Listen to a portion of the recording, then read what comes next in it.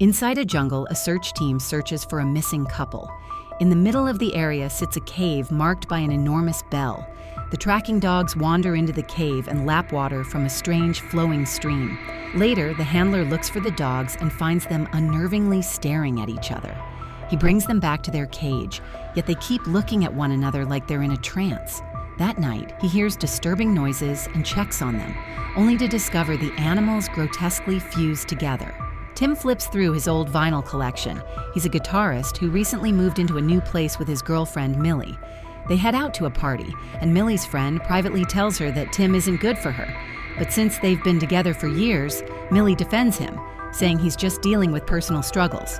At the party, Tim unexpectedly gets an offer to join a friend's band for their upcoming tour. Later, he stands to give a goodbye speech to their friends, and Millie shocks him by asking him to stay with her forever. However, the proposal catches Tim completely off guard, and his slow reaction makes the moment awkward. He apologizes that night, and when she leans in to be intimate, Tim turns her down, saying he's too drunk. He dozes off but hears Millie muttering that he's pathetic and depends on her like a child. Tim is confused after Millie asks him to drive them away. Suddenly,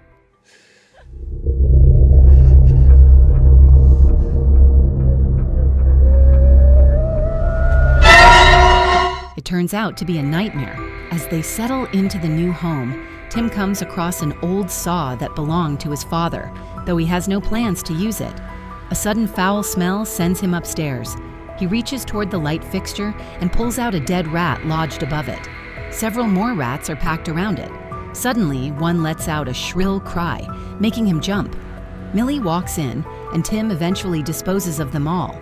Millie starts her new job as a school teacher and meets a colleague named Jamie. He greets her warmly, and during their chat, Millie mentions she lives with her partner, while Jamie adds that he lives just across the neighborhood. The next morning, the couple heads into the jungle for a hike. Within minutes, they lose track of the path, and heavy rain makes everything worse. They stumble upon the cave again, and Tim slips and falls inside. Millie tries to pull him back up, but ends up falling in with him. They drop into the water below, but come out unharmed. Millie checks for a signal and finds none, and the entire place feels unsettling. As daylight fades, they decide to camp for the night and leave first thing in the morning. They settle near a stream and notice they barely have any drinking water. Tim remembers he packed an empty bottle, and after sipping from the pond, he realizes it's fresh enough to drink. He fills the bottle for Millie as well. While they build a fire, Millie asks how he figured out the rats were hidden above the light. Tim shares a childhood memory. His father once smelled something rotten in his room, and after days of searching, they finally found a dead rat above his bulb.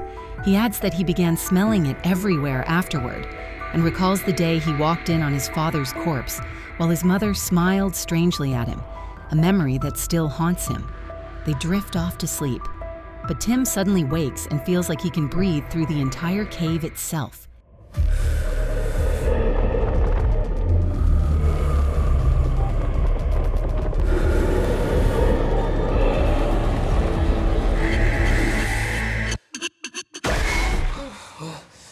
It's another dream, and he wakes in a panic. When they try to stand, they feel stuck in place. They discover their legs are glued together by some thick, sticky substance. Pulling apart is painful, but they manage to tear free after struggling. Morning light reaches them, and they finally escape the cave. Back home, Millie asks Tim for a back rub, but as he massages her, he suddenly feels lightheaded and starts pressing too hard. She yelps in pain, but Tim seems dazed until she slaps him back to awareness. She tells him he looks awful and needs to rest. Tim takes a shower while Millie heads to work, but the dizziness hits again, and the moment she turns a corner outside, Tim's body is yanked in the same direction. The farther she walks, the harder he's dragged, slamming him against the bathroom walls. He snaps out of it just before cracking the tiles. He visits a doctor and says it might be a panic attack, and after Tim explains everything started after the cave incident, the doctor says they're lucky because another couple recently went missing inside it. He gives Tim muscle relaxants. Before evening, Tim gets curious and researches the missing couple. He finds the girl's Facebook page. Millie comes in, and hearing the news, they joke about how typical their last post was. They scroll through Tim's timeline to joke about what his last post would be if he died tonight. Then a knock interrupts them. It's Jamie, stopping by with a bottle of wine. Millie invites him in, and they sit and chat for a while. Tim asks Jamie about the cave, and Jamie explains it used to be a church that collapsed long ago. A community once lived there, but over the years, their numbers faded away. Jamie compliments the food, and Millie says she can't cook, and Tim does it all. On the other hand, he can't drive, and it annoys Tim, so he jokes that Millie basically scored herself a free cook for life while he's the one stuck in the trap. The joke lands wrong, and it sparks a small argument between Millie and Tim, but Jamie quickly steps in, saying they actually balance each other out perfectly. Jamie heads home later that evening. Tim teases Millie, saying she seemed to like Jamie a little too much. Millie fires back with her own sarcastic jab. But right in the middle of their banter, Tim suddenly feels that strange pull again. He leans in to kiss her, and the kiss quickly deepens. But when Millie pulls back, she gasps. It feels like he bit her. Annoyed, she says that if he's not in the mood, he could have just said so, and she leaves. That night, Millie wakes up feeling weird. It feels like her hair is stuck under Tim's head. She tells him to move a little, only to realize he's awake. The moment she switches on the light, she freezes in horror.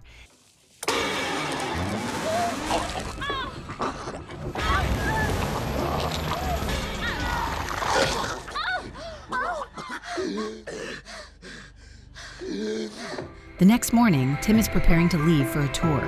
Millie begs him not to go. He's clearly sick, and they need to talk about what happened. But Tim refuses. She drives him to the station anyway, telling him maybe a night alone will help. But the moment she leaves, Tim spirals into a panic attack. The train arrives, but he physically can't step onto it. Breathing hard, he turns and starts walking back, almost running. Meanwhile, Millie is at the school talking to her friend on a video call. Her friend insists again that the relationship is falling apart, and Millie needs to face it. Then she sees Tim outside the school. She rushes to him, drags him into the bathroom, and Tim confesses he needs to be close to her. He starts kissing her, and they end up inside a bathroom stall, making love.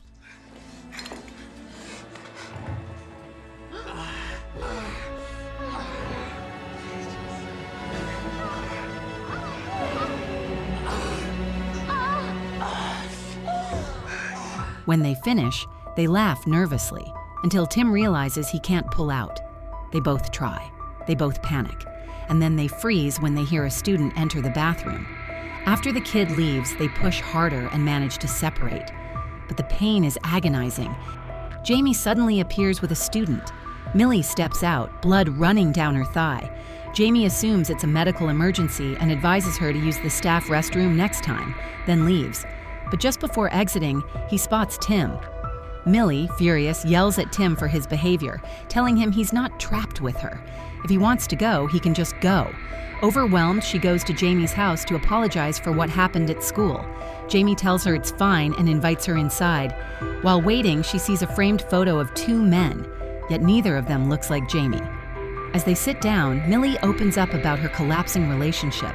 Jamie responds by sharing a myth from Plato.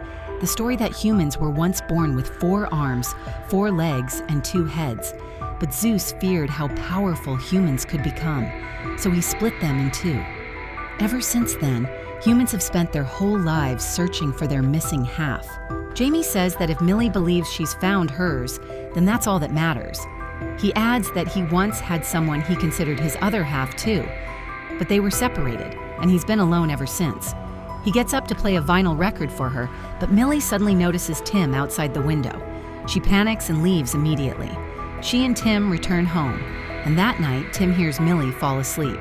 He apologizes quietly, then goes back to his computer to keep researching the missing couple. By tracing their IP activity, he discovers that their last known location was near the cave, terrifyingly close to their home. In one of the photos, he even spots the same massive bell. Just then, the internet cuts out, and Millie slams violently against the front door. Shocked, Tim rushes over. Millie is hovering inches above the floor, repeatedly smashing into the door.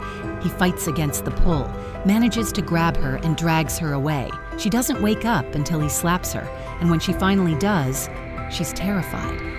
They sit at the kitchen table, trembling. Tim tries to tell her that something has been wrong ever since the cave. He's felt drawn to her like a magnetic pull, and now she's feeling it too. Millie insists he's overreacting, that she probably just had a seizure. She gets up to leave, but stops abruptly, right before touching the door. Tim, shaken, tells her she stopped because he wanted her to. He says she knows the craving she's been feeling deep in her bones, and the only way to fix this is to return to the cave. Millie snaps, saying her parents are coming on Sunday and Tim shouldn't be there. That night, they choose to sleep in separate rooms, but in the middle of the night, Tim wakes up.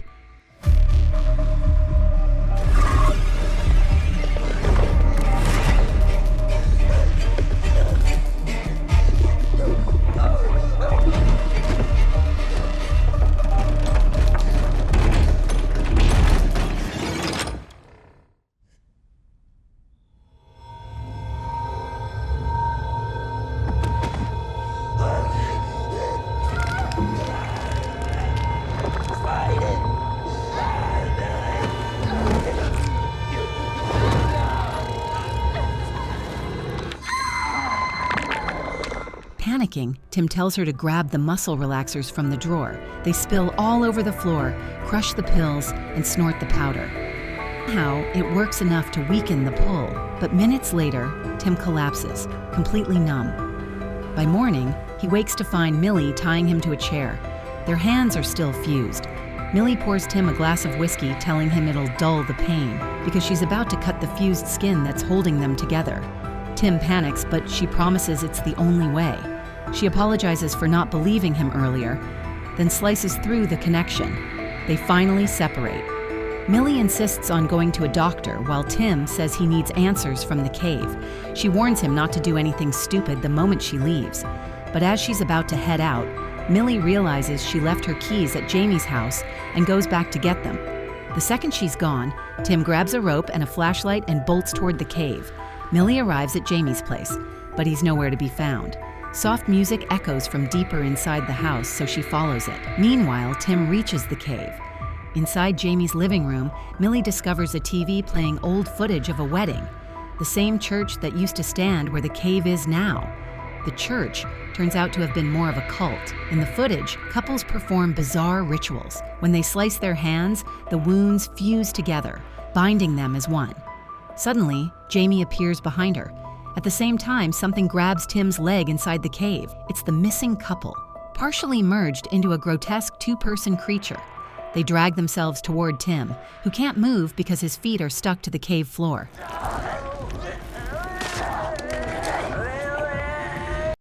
Jamie explains that the couple resisted at first, but eventually embraced the ritual. Becoming one wasn't a curse. To them, it felt divine. Jamie steps closer to Millie. He grabs her arm and slices it in a ritual line. Millie punches him and sprints out. Jamie's face distorts as he grins.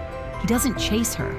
Instead, he calls out, saying being fused together feels better than being human. Back in the cave, Tim manages to grab a knife. He hacks off the fused creature's fingers and escapes. He runs home. Millie arrives moments later, shaken. She tells him they're not the first victims, and Tim admits he already figured that out. Then it happens again.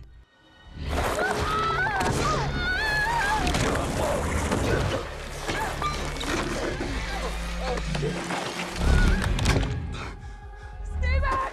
It's okay. There's only one way to end this.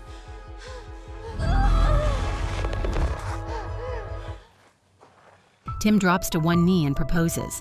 He pours his heart out, confessing how deeply he loves her. Millie cries and says she loves him too. Then Tim picks up the knife. He says there's only one escape, ending his life so she can be free. But when he looks up, Millie is bleeding. He rushes to save her but can't stop the blood, and she collapses. Millie wakes up on the couch. She's alive because Tim fused his hand back into hers to seal the wound. This time, they stop resisting. Tim puts on a vinyl record. They dance. They kiss. Their bodies begin to merge.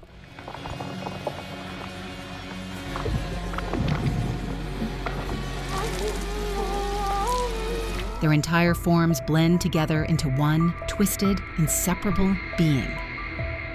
Sunday morning arrives. Millie's parents walk toward the house. They ring the doorbell. And when the door finally opens, standing there is one person, the fully merged form of Millie and Tim. And that is the end of this wild, twisted love story. If you enjoyed this recap, make sure to like, share, and subscribe, because who knows? Your support might keep you from getting mysteriously fused to someone you barely tolerate. See you in the next nightmare.